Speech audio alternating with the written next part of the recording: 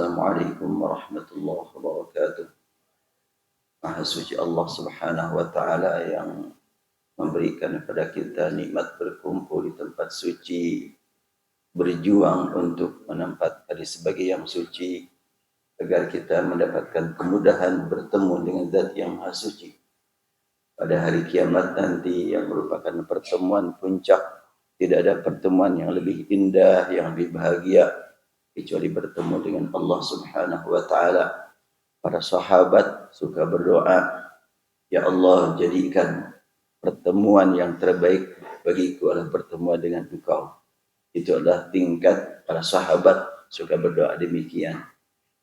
Dan insya Allah kita manfaatkan Rabu pertama untuk mengkaji doa-doa dalam Al-Quran, dan Rabu ketiga mengkaji masalah-masalah yang lainnya yang kita ambil antara lain dari solusi 100 solusi fikih kontroversi atau tadabbur ayat-ayat yang lainnya. Di dalam Al-Quran ya saya temukan dan saya kumpulkan doa-doa yang langsung dengan menggunakan Rabbana dan Rabbi. Itu ada 70, 35 diawali dengan Rabbana dan 35 diawali dengan Rabbi. Ada apa di balik pembagian tersebut? Wallahu a'lam. Yang jelas inilah salah satu hal yang sangat menarik bagi kita. Dan kita berharap setiap kali kita duduk seperti ini sudah awal doa kita. Dan doa merupakan kedudukan yang sangat indah, yang paling menarik perhatian para malaikat dan jin ya. Ketika hamba-hamba Allah duduk-duduk untuk menghadap kepada Allah, malaikat langsung datang dan membentangkan sayapnya mereka. Kemudian mereka pun ketika kita pergi, malaikat pun pergi menuju Allah Subhanahu wa taala, dan Allah bertanya kepada malaikat, dari mana kalian? Maka malaikat menjawab, kami adalah habis menghadiri majlis zikir. Ini ada hadisnya ya. Saya bacakan nih hadisnya insyaallah. Jadi malaikat ditanya ketika bubar dari pengajian, malaikat juga ada bubar pengajian juga ya. Yang hadisnya, inna lillahi tabaraka wa ta'ala malaikatan sayyaratan fudlulan yatatabba'una majalis dzikri. Malaikat, ada sekelompok malaikat, sejumlah malaikat, jumlahnya berapa hanya Allah yang Maha tahu, yang kerjaannya terus keliling. Mereka malaikat yang diistimewakan, yatatabba'una majalis dzikri. Mereka terus memantau majlis zikir di mana saja yang berada. Idza wajadu majlisan fi dzikrun qa'adu ma'ahum. Apabila mereka menemukan majlis zikir, maka malaikat pun ikut duduk bersama masyarakat Baitul Mukmin. Ya, malaikat ikut hadir di sini. Wa haffa ba'duhum ba'dan bi ajnihatihim. Dan mereka kan punya sayap. Sayapnya itu sampai merapat ya, bertumpuk sayap-sayap malaikat satu sama lain. Dan sayapnya tidak dapat kita ukur ya, tidak dapat kita bayangkan. Bayangan kita nggak akan nyampe. Disebutkan kan malaikat itu sayapnya adalah 7.000 sayap ya. Dan satu sayapnya itu bukan sayap kayak lalatnya. Sampai menutupi langit, antara bumi dengan langit. Kemudian hatta yamla'u ma bainahum wa bainas sama'id dunya. Dengan sayap-sayap tersebut sampai tertutup antara mereka dengan langit yang pertama. Wah, kalau ketutup gak ada jalan dong. Malaikat itu diciptakan dari malaikat, dari cahaya. Beda dengan manusia, diciptakan dari tanah. Tutupnya malaikat itu adalah berarti memberikan cahaya. Bukan menutupi jalan, bukan menutupi pandangan, tapi malah semakin bercahaya. Cuma cahaya yang dimaksud bukan cahaya yang kita jangkau dengan mata, tapi cahaya yang dijangkau dengan qalbu kita. Fa idza tafarraqu araju wa sa'idu ila sama.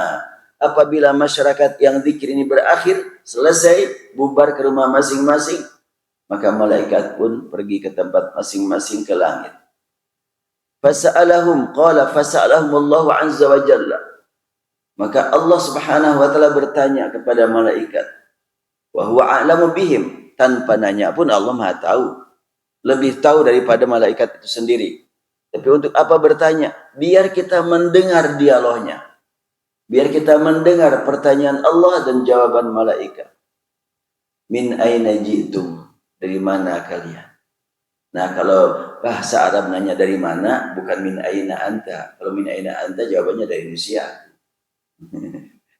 Kalau datang dari mana, min aina ji'tum. Itu kadang-kadang yang baru belajar bahasa Arabnya, belajar bahasa Arab di negara Indonesia, datang kemanya Arab lah gitu. Kemudian bertemu dengan orang Arab, min aina anta, ya. Kata orang Arab, aku minas Saudi, aku orang Saudi.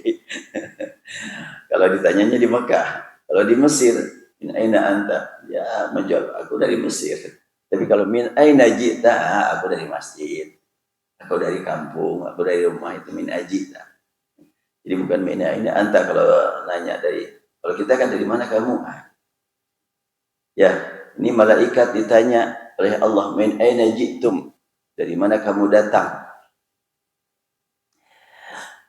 Fayaqulun ji'na min 'indi 'ibadin laka fil ardi. Kami datang dari kelompok hamba-hambamu yang ada di bumi. Yusabbihunaka wa yukabbirunaka wa yuhallilunaka wa yahmadunaka wa yas'alunaka. Mereka bertasbih, menyatakan engkau maha suci. Mereka bertakbir, menyatakan engkau maha agung. Mereka bertahlil, menyatakan tidak Tuhan selain engkau. Mereka memuji, wa yahmadunak, mereka mengatakan engkau lah maha terpuji.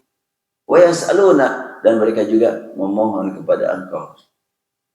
Allah bertanya yang terakhir, wa madza yas'aluni, apa yang mereka minta dari aku? Qalu yas'alunaka jannatak, mereka memohon padamu agar engkau berikan kepada mereka surga. Qala wa hara'u jannati, oh mereka minta surga, memang mereka tahu surga. Udah pernah lihat mereka surga? Meminta sesuatu yang mereka tidak tahu. Ini unik. Kenapa kok minta? Karena berlandaskan keimanan. Allah Akbar, kita diberi nikmat iman, sehingga kita meminta kepada Allah surga. Hanya berlandaskan keimanan. Pada umumnya orang meminta sesuatu yang sudah ada berita, yang sudah ada tahu, yang sudah lihat. Gitu. Tapi kita sebetulnya lebih dari sekedar tahu. Iman itu lebih daripada sekedar yakin.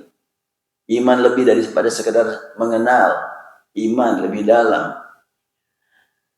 Yas'alunaka jannatak, qala wa hara'u jannati, qalu la ay rabbi. Enggak, mereka belum pernah melihat surga. Qala fa kaifa law ra'u jannati. Bagaimana sekiranya mereka sudah melihat surga aku.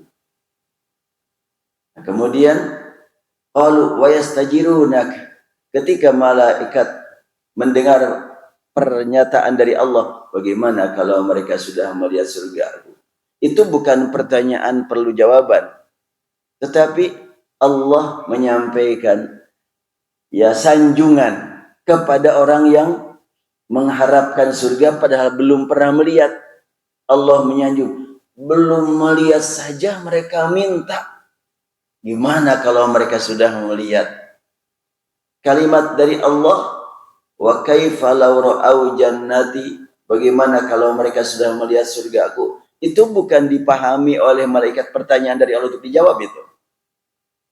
Makanya malaikat pun tidak menjawab.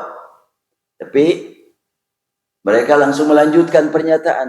Qalu wa yastajirunaka. Setelahnya mereka minta surga kepada engkau, mereka juga memohon perlindungan padamu ya Allah. Qalu wa mimma yastajirunani, dari apa mereka memohon perlindungan? Ya, maaf, belum sempat diperbesar tulisannya ya. Tapi nggak apa-apa, diperbesar tidak diperbesar juga, insya Allah pada hafal.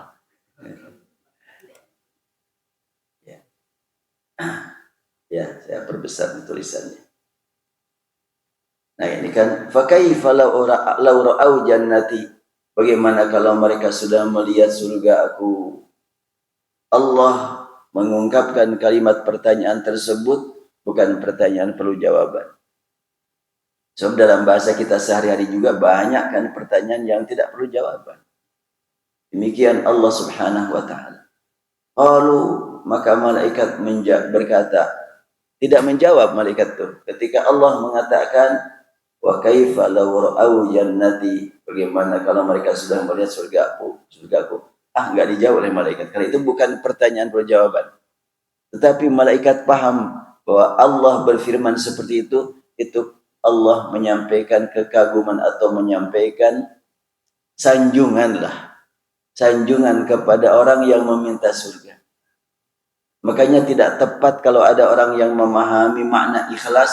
Oh, kalau ikhlas ibadah aja, jangan minta surga.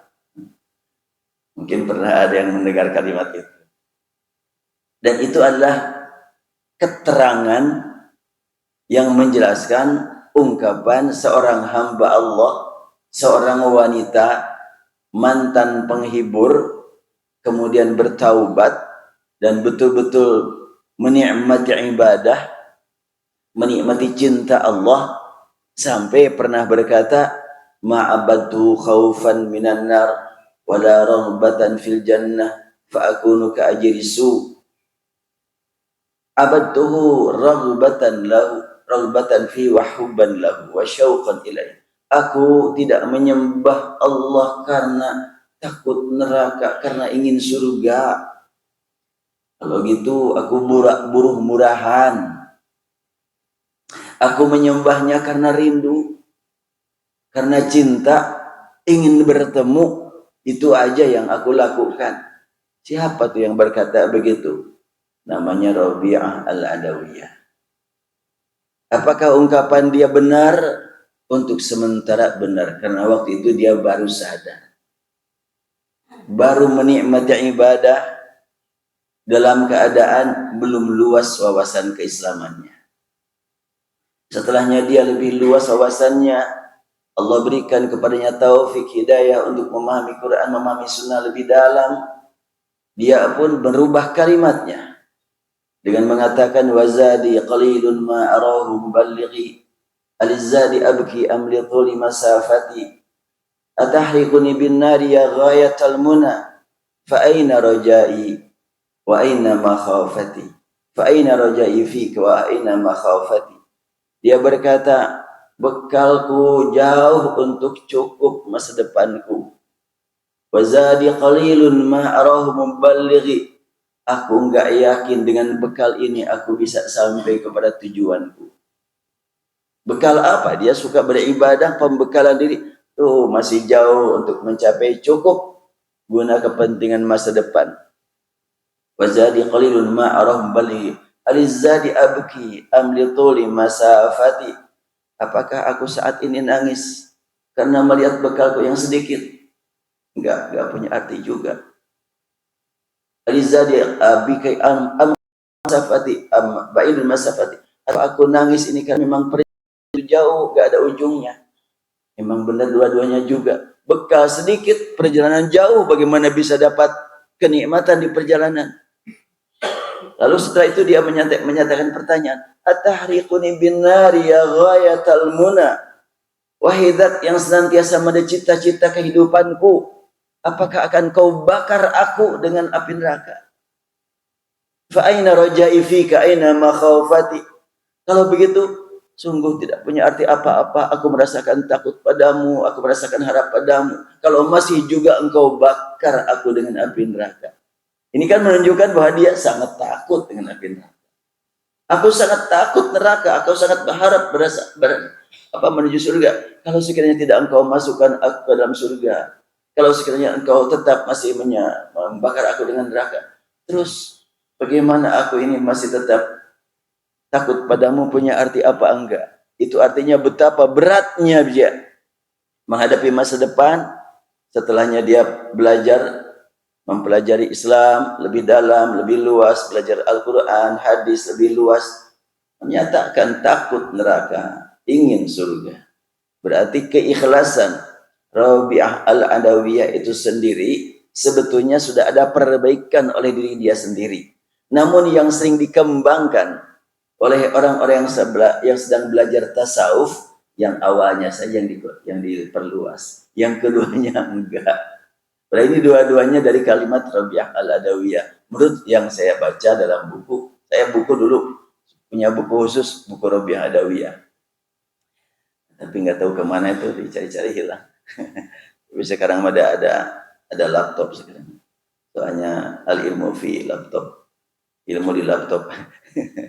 Kalau dulu kan kiai-kiai di kampung bilang al-ilmu fi sudur la fi sutur. Ilmu itu di dada, bukan di buku. Sekarang enggak. Ilmu di laptop. Di dada terbatas, bisa lupa laptop yang ada. Baik, saya lanjutkan. Malaikat melanjutkan pernyataannya ke hadapan Allah. Wa yastajirunaka, mereka memohon keselamatan dari engkau, memohon perlindungan kepada engkau. Qala wa mimma yastajirunani, dari apa mereka berlindung padaku? Qalu min narika ya Rabb, dari neraka-Mu wahai Rabbku. Qala wa hal ra'au nari, emang mereka sudah pernah melihat neraka yang kuciptakan? Allah, enggak ya Allah, belum pernah mereka lihat. Qala fa kaifa law ra'au nari, belum melihat saja mereka sampai takut seperti itu, bagaimana kalau sudah melihat? Dan saat ini kita berbicara tentang neraka, hanya iman yang bicara. Mata tidak ikut campur, ilmu tidak ikut campur, otak tidak ikut campur, perasaan tidak ikut campur, karena nggak akan nyampe. Nggak akan nyampe. Bayangan kita tentang surga, bayangan kita tentang neraka, nggak akan mencapai kepada 0,0001%. Masih jauh. Coba kalau Rasul bersabda tentang neraka. Inna ahwanan nasi adaban yawmal qiyamati la rajulun tahta qadamahi jamratan fayagli bihima dimahu. Orang yang paling ringan siksaannya nanti di akhirat, yang mungkin waktu di dunianya ya dosa letik lah, dosa kecil nanti juga terhapus, dianggap enteng, tidak ada taubat tentang dosa kecil. Terbawa sampai hari kiamat, dia dihukum akibat perbuatan dosa kecil tadi. Apa hukumannya? Hukumannya dia disuruh berdiri di atas bara api neraka. Dengan adanya bara api di bawah kaki, otaknya mendidih, kepalanya mendidih. Tidak dapat kita bayangkan. Kalau kita saat ini menginjak api, nggak nyampe ke betis ya, cuma kaki, cuma telapak kaki saja. Oh, ngerinya luar biasa. Bagaimana kalau dengan tersentuh bara api, otak sampai mendidih? Itu adalah siksa yang paling ringan. Ngeri sekali. Makanya kita tentunya jangan sampai menganggap enteng. Ini dosa kecil. Bahaya. Dosa kecil dengan siksaan yang paling rendah, yang paling ringan seperti itu. Bagaimana siksa yang setengah berat? Bagaimana yang paling berat? Bagaimana Jahannam? Dalam tafsir Ibnu Katsir menjelaskan tentang surat An-Nas, disebut sifat-sifat Jahannam. Jahannam begitu dalam. Di dalam Jahannam ada sumur yang dalamnya, kalau batu dijatuhkan dari permukaan sumur, baru nyampe ke dasar 7.000 tahun. Gak kebayang. Bayangan kita gak akan nyampe lah gitu. Berapa dalamnya itu. Itu menggambarkan kepada kita tidak mungkin bisa selamat kalau orang sudah masuk Jahannam. Ya kalau Allah mau menyelamatkan, kuasa Allah. Tapi dengan amal apapun tidak mungkin. Makanya kita ketika memohon pada Allah Subhanahu wa taala keselamatan dari api neraka, itu adalah betul-betul kita harus menempatkan diri yang tidak tahu tentang betapa beratnya. Karena itu hanya kepada Allah memohon, dan hanya Allah yang kuasa untuk menyelamatkan kita. Ya, ketika ayat antara lain yang dibaca tadi pada surat Ali Imran di akhir, Rabbana innaka man tudkhilin nar faqad akhzayt. Wahai Rabb kami, siapapun yang engkau masukkan ke dalam neraka, sungguh engkau menghinakannya, dan sudah engkau hinakan, tidak mungkin dapat keselamatan. Tapi Al-Quran itu membimbing kita saat berbicara tentang doa, menanamkan rasa takut, tapi juga memberikan harapan. Selalu dijaga keseimbangan, biar kehidupan kita seimbang. Ada yang ditakuti, ada yang diharapkan. Takut meningkatkan khusyuk kita kepada Allah, dan harap meningkatkan nikmat ibadah. Kita lanjutkan. Qalu wa yastaghfirunak. Belum selesai. Fa kaifa law ra'aw nari. Kemudian malaikat melanjutkan beritanya. Ya Allah, mereka yastaghfirunak, memohon ampun padamu. Qala fayaqul qad ghafartu lahum fa'ataituhum ma sa'alu.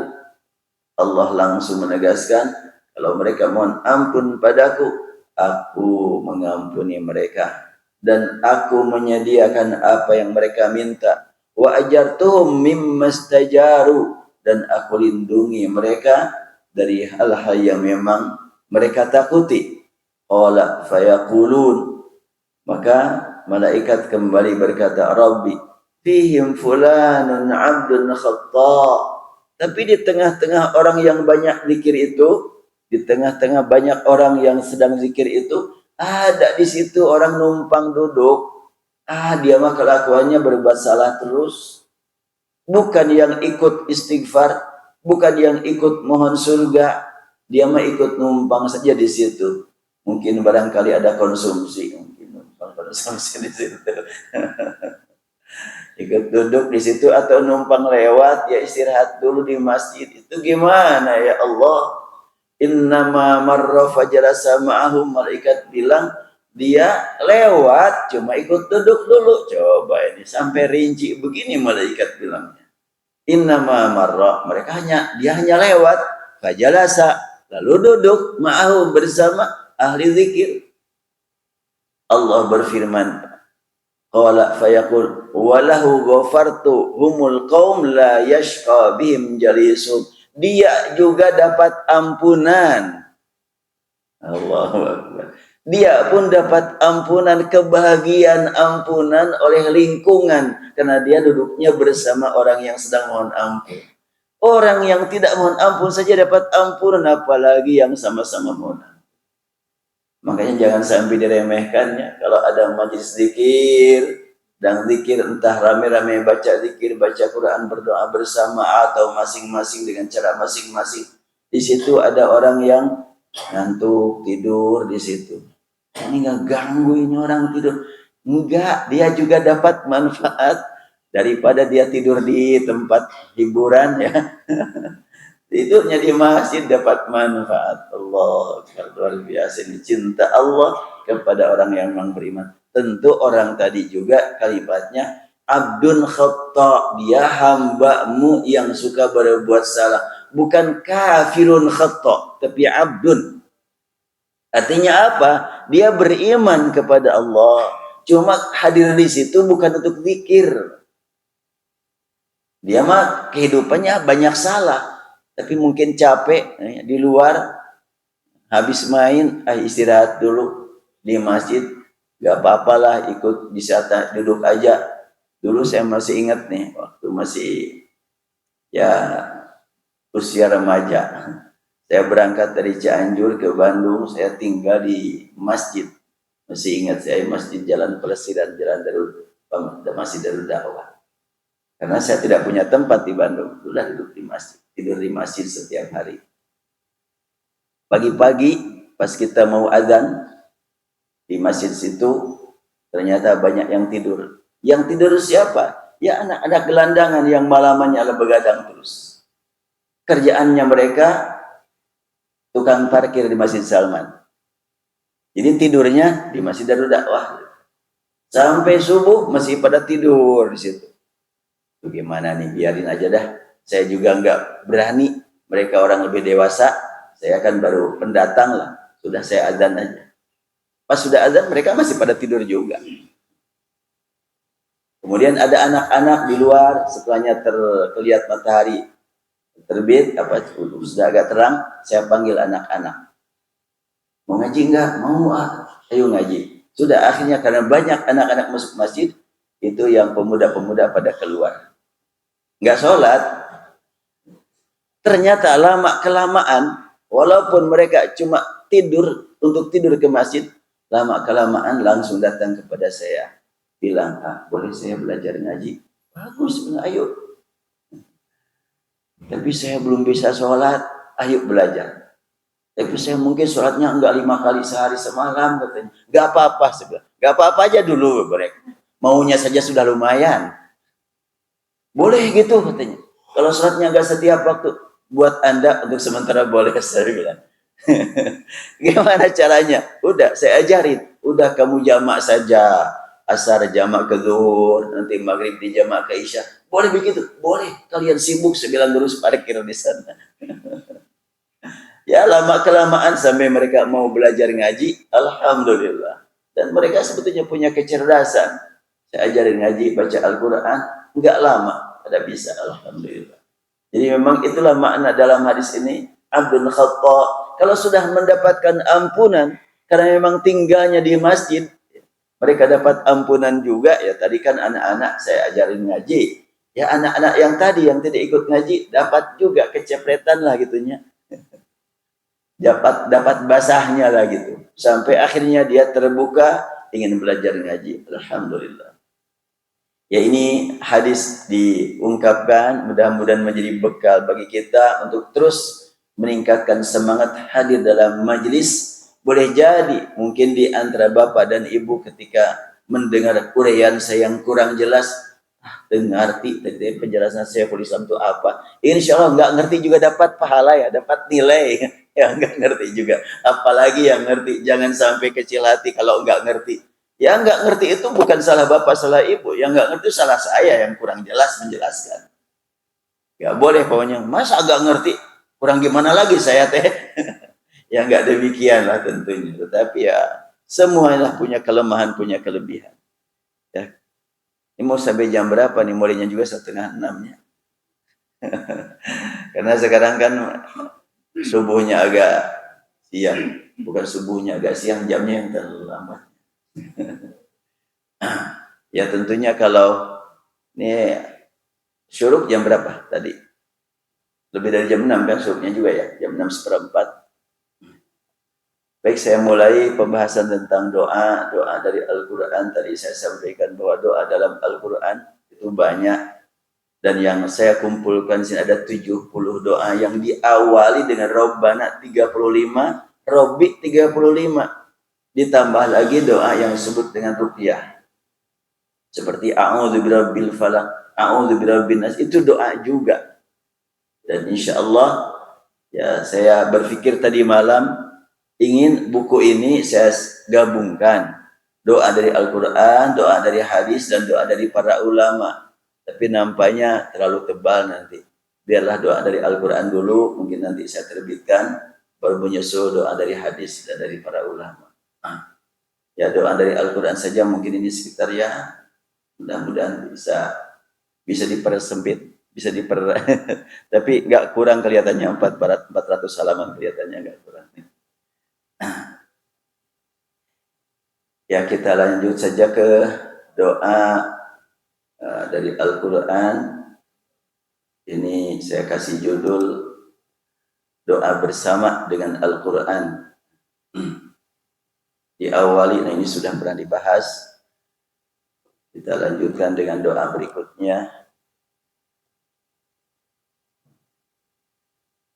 Di surat Al-Baqarah. Ya, inilah doa sapu jagat aja nih. Yang paling sering dan paling populer. Wa minhum man yaqulu rabbana atina fid dunya hasanatan wa fil akhirati hasanatan wa qina adzabannar. Surat Al-Baqarah ayat 201. Di antara mereka ada juga yang berdoa, ya Tuhan kami, berilah kami kebaikan di dunia dan kebaikan di akhirat, serta lindungilah kami dari azab neraka. Apa yang dimaksud dengan kebaikan dunia? Apa harta yang berlimpah? Kalau harta yang berlimpah, pasti Rasul yang paling kaya di dunia. Karena doa Rasul pasti dikabul. Berarti Rasulullah ketika membaca Rabbana Atina tidak meminta harta. Kalau begitu, apakah kita salah kalau meminta harta dengan Rabbana Atina fid dunya? Enggak salah. Cuma bukan yang biasa dimohon oleh Rasul. Wah, kalau gitu bid'ahnya. Ya, kalau tidak sesuai dengan yang dicontohkan Rasulullah bid'ah, akan muncullah kalimat bid'ah. Ini sekarang ini saya betul-betul ya menjadi bahan tafakur lah gitu. Jangan menyalahkan orang lain, tapi bahan tafakur. Satu masjid mengundang seorang penceramah dari Mekah, dari Saudi. Kemudian pas sudah datang disambut dengan takbir dan dibuka acara dengan baca Al-Fatihah. Lalu naiklah penceramah, dia berkata, tadi kalian menyambut aku dengan takbir bid'ah, itu enggak ada contohnya dari Rasulullah. Kaget mereka. Lalu tadi juga kalian memulai acara dengan surat Al-Fatihah, itu juga bid'ah, enggak ada contohnya dari Rasulullah. Ya Allah, yang gitu-gitu aja sampai diponis langsung bid'ah. Hukum membaca Al-Fatihah itu kan sangat luas ya. Keutamaan membaca surat Al-Fatihah kapan saja sangat jelas. Kenapa? Karena Rasul tidak menyambut dengan takbir, tidak menyambut dengan Al-Fatihah. Kok langsung yang mengatakan Al-Fatihah membuka acara pakai bid'ah? Ini cukup mengagetkan ini. Ajaran Al-Quran itu dan ajaran sunnah itu ada yang bersifat umum, ada yang bersifat khusus. Doa habis azan ini doanya. Baca sholat ini, baca waktu sujud ini bacaannya. Boleh enggak kalau kita mengucapkan subhana rabbiyal a'la di luar sujud? Boleh kan? Maha suci Rabbku yang maha tinggi di luar sujud kan boleh. Siapa sih yang melarang? Ketika Rasul mencontohkan subhana rabbiyal azim saat ruku, boleh enggak kita membaca subhana rabbiyal azim di luar ruku? Lagi di perjalanan, kita melihat keagungan di alam raya, subhana rabbiyal azim. Apa salahnya membaca surat Al-Fatihah? Luar biasa keutamaannya. Sampai ayat per ayat itu merupakan komunikasi yang direspon langsung oleh Allah. Alhamdulillahirabbil alamin. Allah memberikan respon, hamidani abdi. Ar-Rahmanir Rahim. Allah memberikan respon dengan kalimat asna alayya abdi. Maliki yaumiddin. Allah memberikan respon dengan kalimat majjadani abdi. Apa itu maknanya? Baca alhamdulillah, Allah berfirman telah memuji kepadaku hambaku. Kita baca Ar-Rahman Rahim, Allah berfirman telah menyanjung kepadaku hambaku. Ketika kita membaca Maliki Yaumiddin, Allah merespon dengan kalimat telah memuliakan kepadaku hambaku. Wahai hambaku, telah kau puji aku, telah kau sanjung aku, telah kau muliakan aku, mau apa kamu sampaikan? Saat ini juga silakan menghadap kepadaku. Maka langsung kita menghadap kepada Allah dengan kalimat Iyyaka na'budu wa iyyaka nasta'in. Hanya padamu ya Allah kami merendahkan serendah-rendahnya, beribadah padamu, hanya padamu ya Allah, dan hanya padamu kami mohon pertolongan. Ketika kita membaca Iyyaka na'budu wa iyyaka nasta'in, Allah memberikan respon dengan kalimat hadza baini wa baina 'abdi wa li 'abdi ma sa'al. Ini batas antara aku dengan hambaku. Hamba yang minta aku yang memberi, hamba yang lemah aku yang kuat, hamba yang hina aku yang mulia. Apa yang dia minta, aku siapkan, aku sediakan. Itu tidak disebutkan harus dalam sholat. Kapan saja itu. Hadisnya juga sangat umum. Nah kalau sekiranya tadi orang membuka acara dengan membaca Al-Fatihah, langsung diponis salah, diponis bid'ah, membid'ahkan yang tidak dibid'ahkan Rasul, bukankah bid'ahnya? Iya, membid'ahkan yang Rasul sendiri tidak melarang. Oh, tapi ibadah itu harus ada perintah. Tanpa perintah tidak boleh. Kata siapa? Kan al-aslu fil ibadah an-nahyu hatta yadulla dalil ala amri. Ibadah asalnya adalah larangan. Sehingga ada perintah, ada dalil yang memerintahkan. Itu kata siapa? Kata Rasul? Kata Al-Quran? Bukan. Al-aslu fil ibadah an-nahyu hatta yadulla dalil ala amri. Itu bukan ungkapan Quran, bukan ungkapan Rasul. Ungkapan manusia biasa juga. Boleh kita terima kalimat itu? Silahkan saja kalau berguna. Saya emang nggak mau. Nggak usah maksa. Ungkapan manusia biasa. Jadi kembali kepada bahasan ayat. Rabbana atina fid dunya hasanah.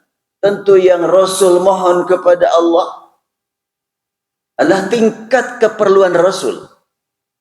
Dan yang kita mohon kepada Allah, tingkat yang kita perlukan. Dan Allah memberikan kesempatan kepada kita untuk memohon kepada Allah sesuai dengan keperluan dan keinginan kita. Makanya Allah menggunakan bahasa umum. Atina fid dunya hasanah. Datangkan kepada kami di dunia yang bernilai hasanah. Apa itu nilai hasanah? Baik dan berguna dan bermanfaat untuk dunia dan akhirat. Karena hasanah itu beda dengan ma'ruf. Kalau ma'ruf dikenal kebaikannya. Kalimat ma'ruf kan ta'muruna bil ma'ruf tanhauna 'anil munkar.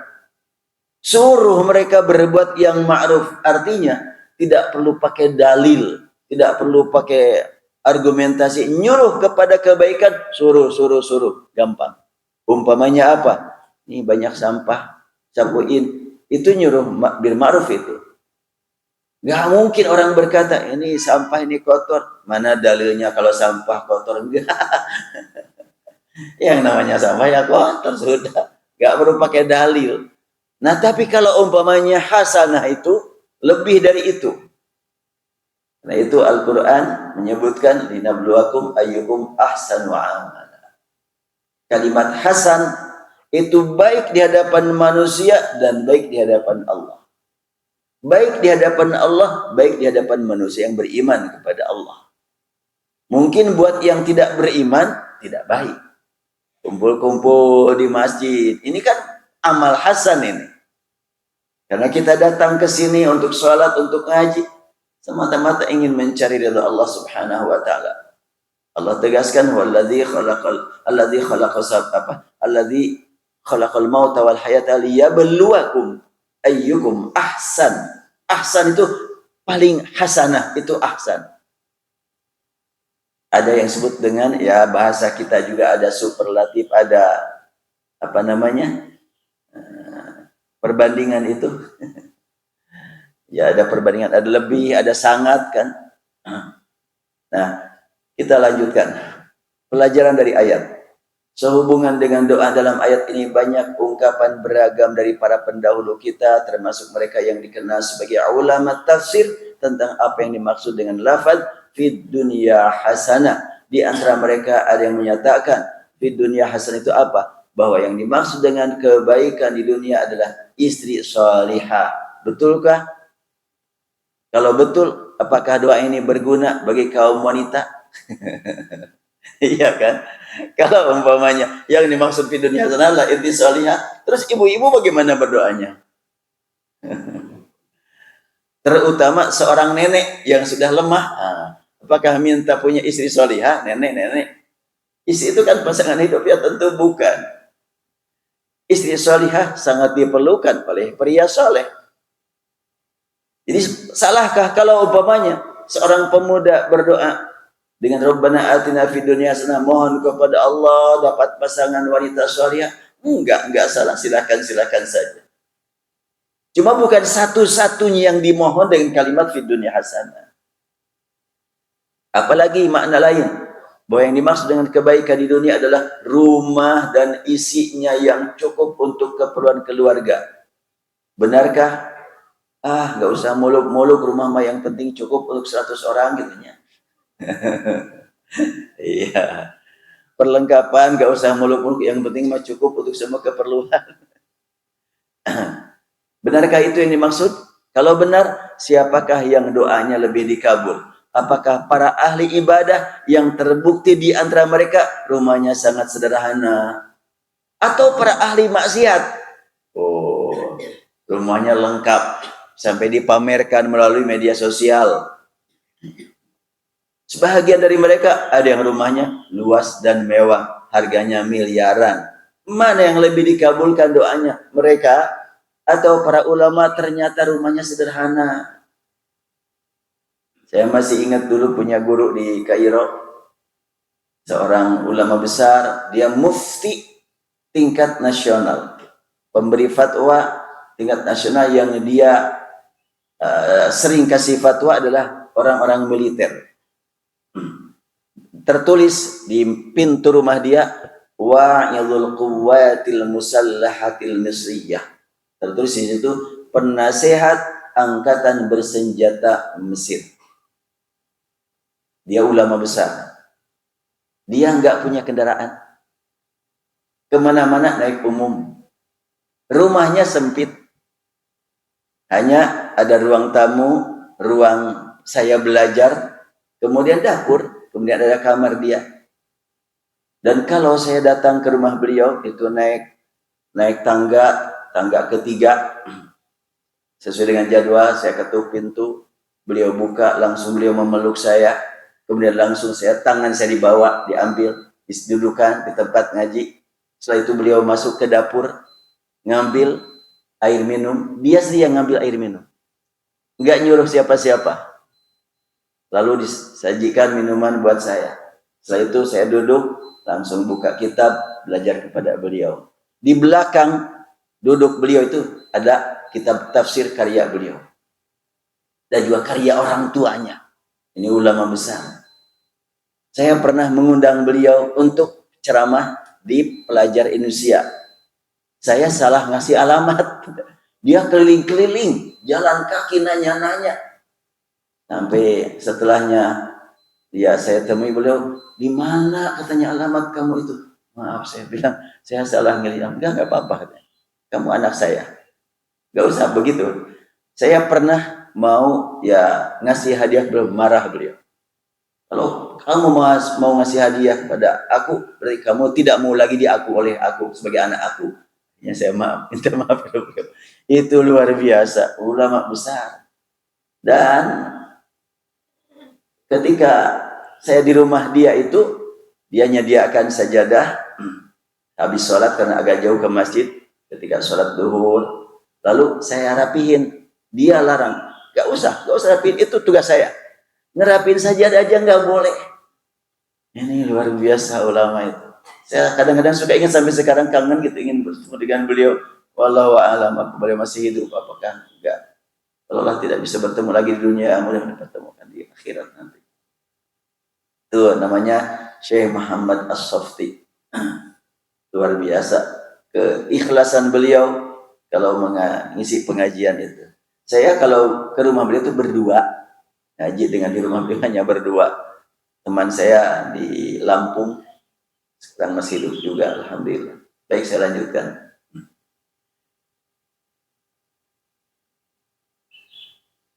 Bahwa yang dimaksud dengan fid dunya hasanah adalah panjang umur dengan sehat. Apakah perkataan ini dapat diterima? Sedangkan Rasulullah hanya berumur 63 tahun Hijriyah. Saya tulis di sini Hijriyah ya. Sementara dari umatnya yang hidup zaman sekarang masih ada yang berumur lebih dari 90 tahun. Bahkan kemarin hari Senin saya ngisi pengajian di Masjid Darul Ihsan Geger Kalong. Saya ketemu dengan muadzin di situ. Saya doain ayah saya 2 hari yang lalu meninggal dalam usia 102 tahun. Allah, 102 tahun ternyata dia. Itu 102 tahun Masehi. Hijriahnya 105 itu. Karena setiap 100 tahun Masehi 103 tahun Hijriah. Al-Quran menyebutkan walabithu fi kahfim salasami'atin sinina wazdadu tis'an. Orang yang masuk ke dalam gua, beberapa pemuda masuk ke dalam gua dan tidur di situ, menjaga keimanan, menjaga akidah tauhid, karena dimusuhi oleh orang-orang yang anti Islam, anti iman, anti tauhid.